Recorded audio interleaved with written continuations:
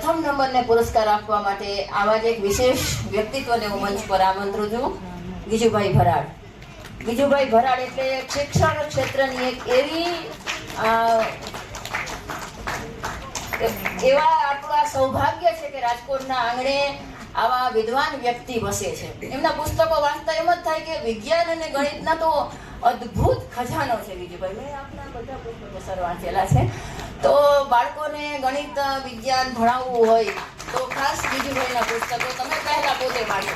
ગણિત અને વિજ્ઞાન જેવા અરસિક વિષયોને રસિક કઈ રીતે બનાવવા, કઈ રીતે પહેલીઓ દ્વારા, પઝલ્સ દ્વારા બાળકોને ગણિત ભણાવવું. અને બીજું કે એ પોતે પણ વિદ્યા વ્યાસંગી છે. એમને પોતે ઘણા બધા લેખકોના પુસ્તકો ભરાડ ફાઉન્ડેશન દ્વારા છાપેલા છે. તો એમનું પૂરી આખી એક પુસ્તકોની સિરીઝ છે, એ પણ આપ ખરીદી શકો, લઈ શકો. બીજું કે એમને વિજ્ઞાન અને ગણિતના ક્ષેત્રે એટલું કામ કરેલું છે કે દેશ વિદેશમાંથી એમને લંડનમાંથી, બ્રિટનમાંથી પણ એવોર્ડ પ્રાપ્ત થયેલા છે. અને 25 થી પણ વધારે એવોર્ડ ગણિત અને વિજ્ઞાનના ક્ષેત્રે રિસર્ચ કરવા માટે એમને મળેલા છે.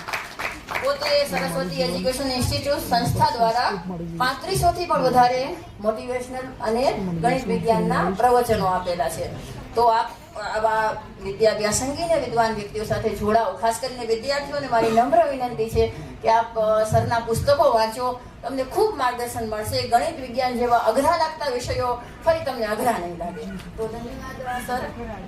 તો પ્રથમ નંબરે JP arts and commerce college ભરૂચના વિદ્યાર્થીની કૃષ્ણા કિશોરચંદ્ર પટેલ. ખૂબ ખૂબ અભિનંદન બંને વિજેતાઓને.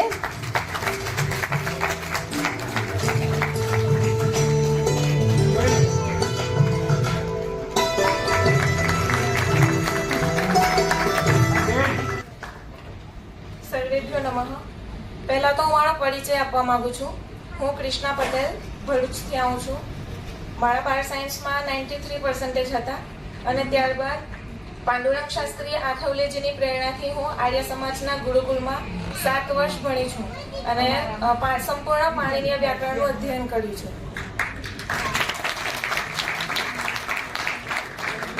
પાણીનીય વ્યાકરણ સાથે મેં યોગ દર્શન અને સાંખ્ય દર્શનનો પણ અભ્યાસ કર્યો છે અને વર્તમાનમાં હું JP arts and science college Bharuch તેમાં SYBAમાં કાર્યરત છું. અને મેં જે નિબંધ લખ્યો છે એમાં મેં ગીતા અને વિદ્યાર્થી જીવનમાં કઈ સમસ્યાઓ આવે છે અને ગીતા એમાં કઈ રીતે ઉપયોગી છે, કઈ રીતે એનું સમાધાન આપે છે, એની મેં ચર્ચા કરી છે.